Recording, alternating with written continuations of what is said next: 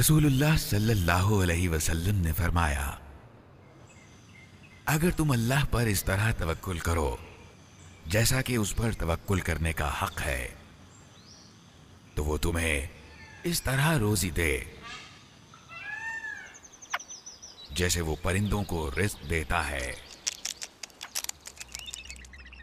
वो सुबह खाली पेट निकलते हैं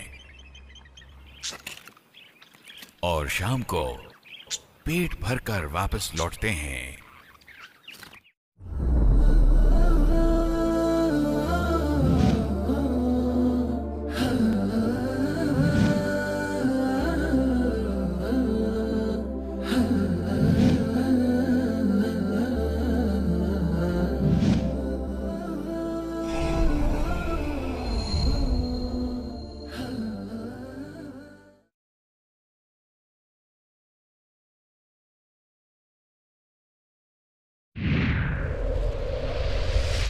i+ TV को डोनेट करने के लिए कॉल करें या ऑनलाइन ट्रांसफर करें